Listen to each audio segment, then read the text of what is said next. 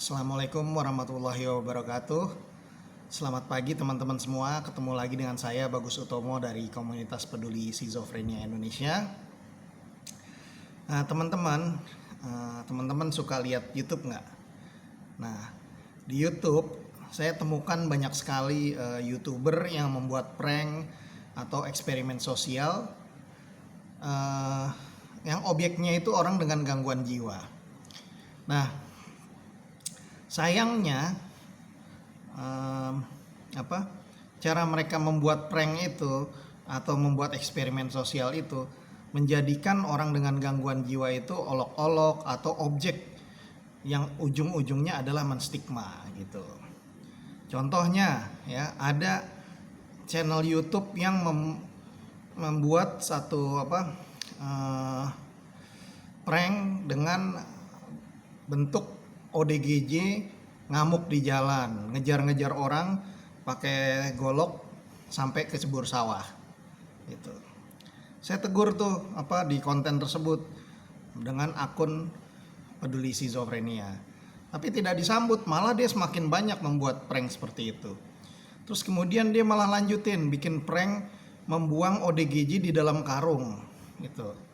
Nah, dia pikir itu seperti itu lucu, padahal itu sebenarnya menambah stigma terhadap orang dengan gangguan jiwa dan kemudian juga menyakiti hati kita nih sebagai keluarga dan orang dengan gangguan jiwa. Belum lagi dia bikin prank-prank yang kemudian ujung-ujungnya dia nyamar jadi gelandangan psikotik, terus kemudian masuk ke panti nakut-nakutin ODGJ. Nah, dipikir itu seperti itu lucu gitu. Dia cuma cari sensasi untuk memancing orang-orang yang tidak mengerti masalah kesehatan jiwa dan kemudian menjadikan video itu menjadi bahan bullying dan semakin menambah stigma terhadap orang dengan gangguan jiwa. Jadi stigma gila semakin erat melekat di pikiran masyarakat. Ada juga channel YouTube yang pura-pura jadi ODGJ nakut-nakutin orang. Nah, terus kemudian ngasih uang gitu ketika orang tersebut membantu. Ya niatnya mungkin katakanlah baik misalnya, tetapi cara dia menampilkan dirinya sebagai ODGJ yang kemudian jadi bahan ketawaan umum, terus kemudian dia ngolok-ngolok orang, dia nakut-nakutin orang, itu menambah stigma terhadap orang dengan gangguan jiwa gitu. Terus kemudian ada juga yang mau wawancara ODGJ di pinggir jalan. Dia tanya, apa itu tentang Tuhan? Ngerti Tuhan nggak? Kenal ini nggak? Kenal surga dan neraka nggak? Ya ampun, kalian itu kalau bikin konten yang cerdas dikit dong gitu. Kalau kamu mau mengeksplorasi tentang surga dan neraka, tanya kayak siapa? Ahli agama, ahli filsafat, atau coach motivasi dan lain-lain sebagainya. Boleh. Kenapa mesti orang dengan gangguan jiwa yang terlantar? Mereka itu terlantar karena mengalami gangguan jiwa berat, ngurus diri aja nggak bisa. Terus kalian wawancara seperti itu, ujung-ujungnya ya mengejek lagi, merendahkan lagi orang dengan gangguan jiwa. Kalian udah nggak menolong, menjadikan dia objek, terus pengen dapat follower yang karena topik itu mudah sekali diobjektifikasi gitu. Mereka nggak ada keluarganya yang bisa protes. Salah. Setiap orang yang tenggelandang di jalan itu ada keluarganya gitu. Kalau kalian perlakukan seperti itu, kalau keluarga kalian sendiri gimana gitu? Atau kalau kalian sendiri mengalami gangguan jiwa gimana perasaannya gitu. Nah, kalian belum tahu sih gitu bahwa mengalami gangguan jiwa itu sedih sekali. Itu tuh pengalaman yang sangat berat bagi seseorang ketika dia mengalami gangguan jiwa berat seperti orang dengan schizophrenia yang umumnya akhirnya terlantar di jalan. Ketika anggota keluarga kalian mengalami gangguan jiwa, hidup kalian gak pernah sama lagi karena itu pengalaman yang sangat dahsyat, baik bagi penderitanya juga bagi keluarganya gitu. Kalau kalian mengalami, keluarganya mengalami gangguan jiwa, terus diejek-ejek seperti itu, gimana perasaan kalian? Kami ini dari komunitas peduli skizofrenia, kami semua ngalamin keluarganya diejek-ejek orang. Saya pernah datang ke Jogja ketemu seorang anak perempuan. Dia keluarganya 2 orang yang mengalami gangguan jiwa, kakaknya dan bapaknya. Ketika satu hari bapaknya hilang, bapaknya ini pegawai negeri padahal dia masih bisa bekerja walaupun dia kinerjanya nggak sebaik dulu.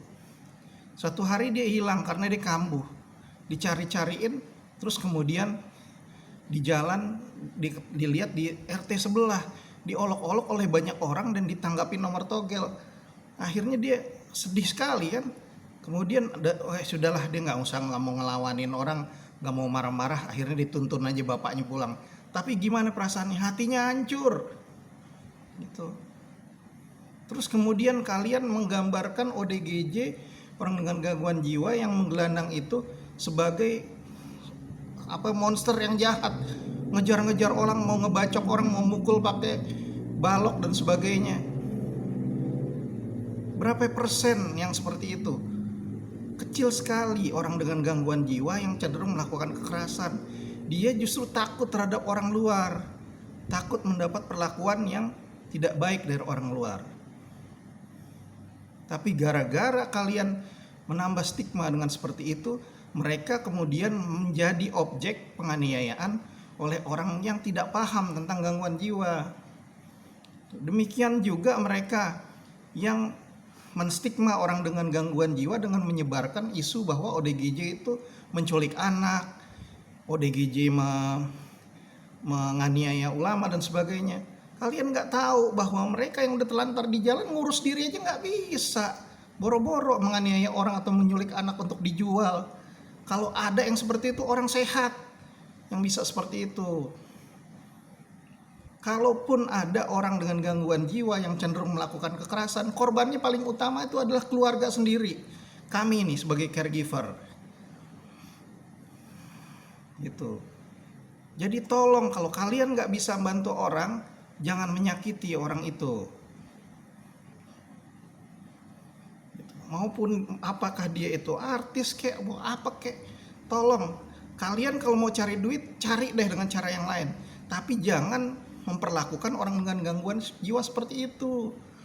Itu banyak sekali saya kisah-kisah di mana dia di stigma, dia diusir dari kampungnya gara-gara dia orang tuanya mengalami gangguan jiwa, pasangannya mengalami gangguan jiwa, diusir dari kampung, padahal dia nggak ngapa-ngapain, dia hanya mengurung diri dalam rumah gitu.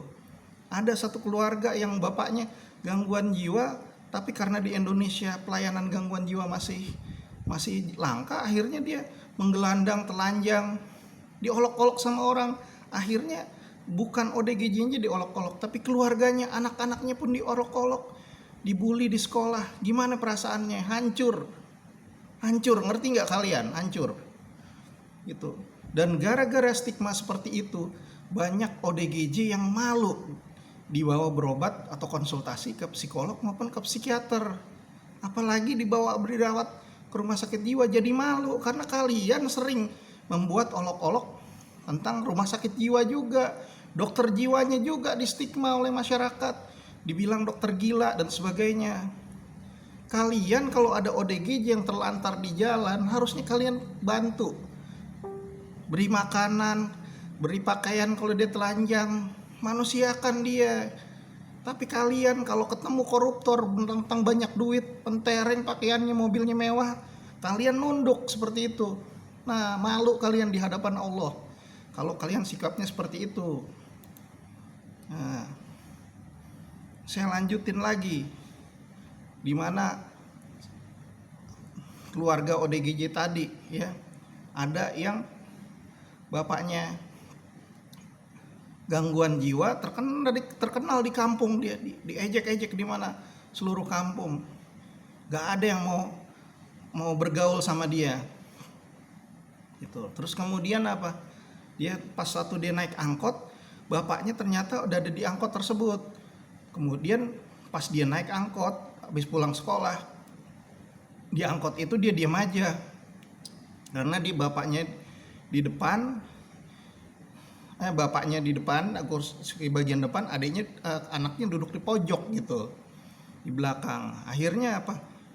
Sambil sepanjang perjalanan itu dia diolok-olok oleh supir, oleh penumpang-penumpang yang lain bahwa wah ini orang edan tuh, orang gila tuh. Gimana perasaannya? Hatinya hancur. Akhirnya apa? Kita udah sampai tujuan, dia turun gitu. Bapaknya manggil, "Duk, ayo turun, Duk."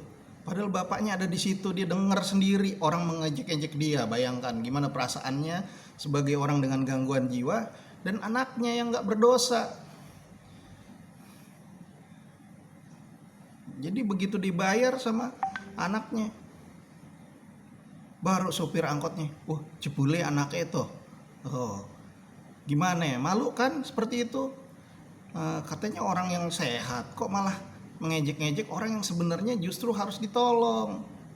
Gangguan jiwa itu sama seperti penyakit lain, cuma dia yang terkena adalah otaknya. Sama aja kalau orang terkena misalnya cedera otak, atau dia kena meningitis di otaknya, virus meningitis, sama dengan orang kena stroke di otaknya, sama dengan orang kena tumor otak.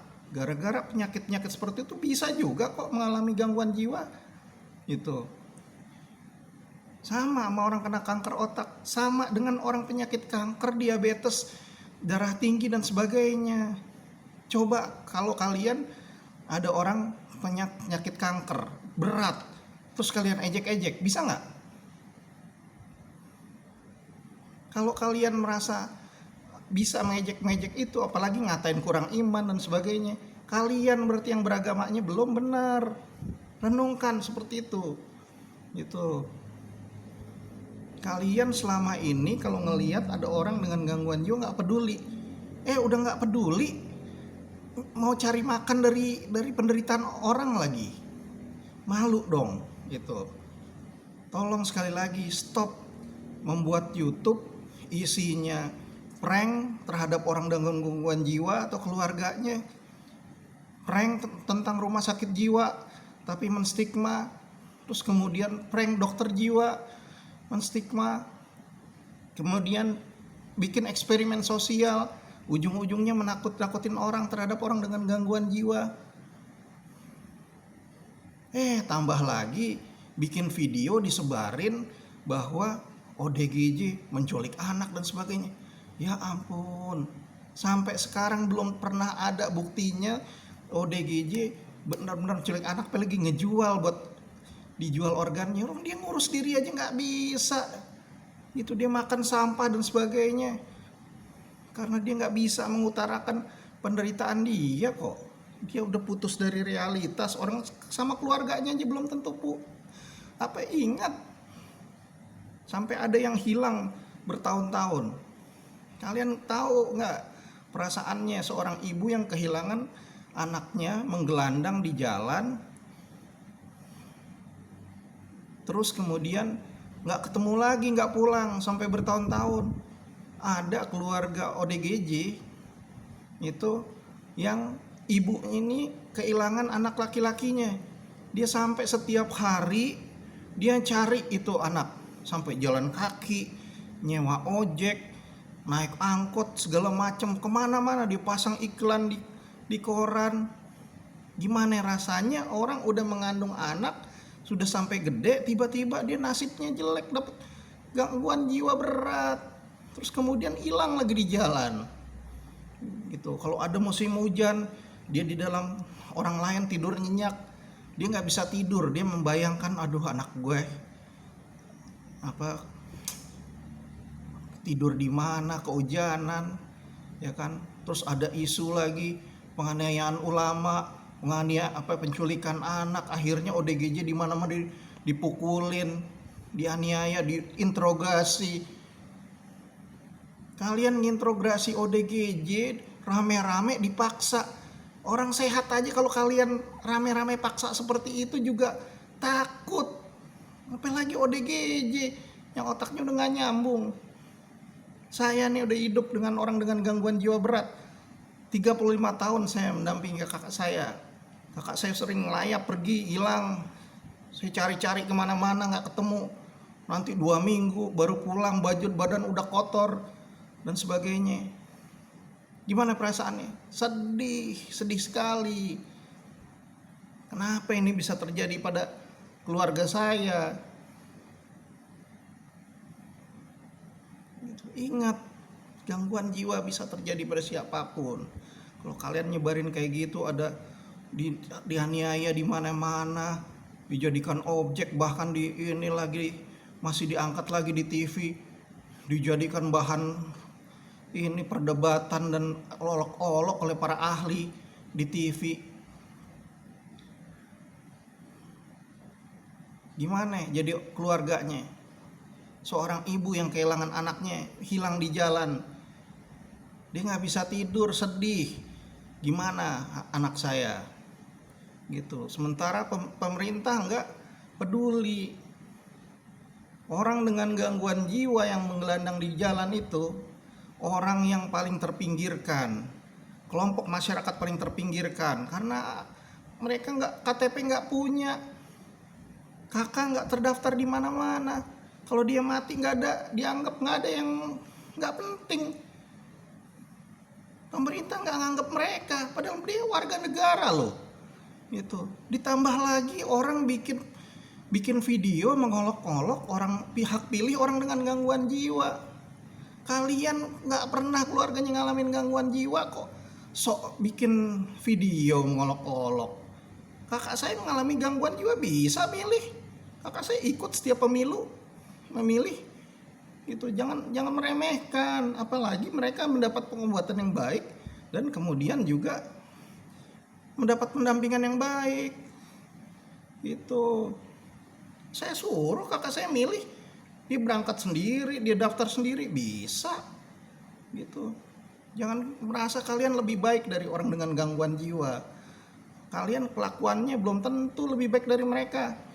Mereka menyakiti orang jarang gitu. Kalaupun ada, dia itu karena mereka tidak mendapat penanganan pengobatan yang baik. Berapa banyak orang dengan gangguan jiwa yang mati di jalan? Nah, kalian kan nggak pernah ngitung, kalian nggak pernah ketemu keluarga-keluarga yang kehilangan anggota keluarganya. Saya nih anggota KPSI, saya ketua KPSI. Anggota saya ada yang hilang beberapa. Bahkan ada yang keluarganya penyiar TV terkenal di Indonesia. Hilang sampai sekarang. Gimana, sedih. Itu setiap hari di Indonesia ini banyak keluarga yang kehilangan anggota keluarganya di jalan karena gangguan jiwa dan sebab-sebab lain, itu mencari anggota keluarganya sampai kemana-mana. Gitu. Saya udah ketemu yang seperti itu. Saya ketemu orang keluarga yang dipasung, pasien dipasung. Saya ribuan keluarga pasien ketemu. Itu betapa sedihnya mengalami seperti ini. Terus, kalau kalian bisa peduli sama orang dengan penyakit kanker, dengan berbagai penyakit, kalian harusnya bisa peduli dengan orang dengan gangguan jiwa. Mereka ini orang yang paling lemah, dia nggak bisa menyuarakan hak-haknya dia sendiri, dia nggak bisa mengutarakan perasaan dia. Apalagi yang udah terlantar di jalan, orang mandi aja nggak ngerti, dia ngurus diri nggak ngerti. Kita ngomong, dia ngomong ngaco, dia ngomongnya juga belum tentu. Jadi ngapain kalian bikin eksperimen sosial wawancarain ODGJ? Ya ampun, apaan sih? Gitu, saya nonton seperti itu, ya ampun, ngapain sih kalian bikin video-video seperti ini? Itu sama sekali nggak inspiratif, nggak ada inspiratifnya di mana-mana. Gitu. Saya ada nonton YouTuber, dia datengin ODGJ nggak pakai baju, dia bujuk pakai makanan, dia bujuk kasih rokok dulu, terus kemudian dia kasih baju. Itu baru jempolan, itu baru sikap manusia yang berakal budi gitu. Karena itu tolong, sekali lagi tolong, saya sebagai perwakilan keluarga dan orang dengan gangguan jiwa di seluruh Indonesia, Stop membuat prank, membuat eksperimen sosial, bikin video-video YouTube yang ujung-ujungnya menambah stigma dan penderitaan bagi orang dengan gangguan jiwa dan keluarganya. Mendingan kalian gak usah bikin deh, gitu. Kalian bisa kok kreatif yang lain, gak usah melibatkan ODGJ dan keluarganya. Biar kami aja yang membuat video, karena kami ingin mengangkat derajat dan martabat orang dengan gangguan jiwa dan keluarganya di seluruh Indonesia ini, gitu ya. Mau artis kayak mau apa, saya udah pernah juga protes di akunnya Baim Wong, tapi dia masih terus dia bikin lagi dia ngajak artis yang lain, gitu.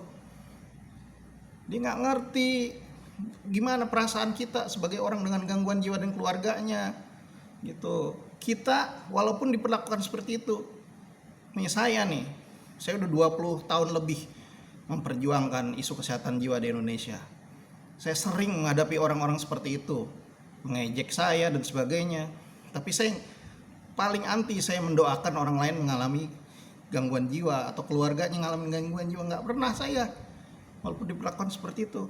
Karena saya berjuang untuk kesehatan jiwa ini supaya jangan ada lagi keluarga lain yang menderita karena terdampak gangguan jiwa berat seperti saya sekeluarga. Kalian kalau tahu kalau waktu itu udah ada handphone yang bisa rekam seperti ini, udah saya rekam, kalian pasti nangis, gitu. Bagaimana saya sekeluarga survive harus menghadapi orang dengan gangguan jiwa, gitu. Nggak ada orang yang peduli. Saya jelasin malah saya dibilang kurang iman, kurang bersyukur dan sebagainya. Padahal saya udah bilang ini penyakit sama seperti penyakit lain, tetap aja. Dan itu selama saya 20 tahun lebih nih. Saya 35 tahun kakak saya sakit. Saya udah bicara kemana-mana, saya udah bicara di berbagai media, tetap aja masih saya jumpain orang-orang seperti itu. Dan ternyata di era media sosial begini, internet udah 5G, masih ada aja orang yang menstigma, bahkan bikin video-video seperti itu dan bangga, gitu. Bangga memancing orang-orang awam yang gak ngerti apa itu gangguan jiwa untuk menertawakan, membuli dan sebagainya, gitu. Jadi please sekali lagi stop bikin prank-prank terus kemudian eksperimen sosial dan lain-lain yang ujung-ujungnya menambah penderitaan kami semua. Udah kalian bikin video yang lain aja, terserah mau bikin apa kek, tapi jangan bikin topik gangguan jiwa karena kalian ujung-ujungnya menambah penderitaan kita, gitu. Ya, mohon maaf saya jadi emosional karena saya sudah sekian banyak nonton video-video YouTube seperti ini. Tambah satu lagi, ada lagi nih, baru saya ingat. Bikin prank bunuh diri, berdarah-darah, nakut-nakutin orang.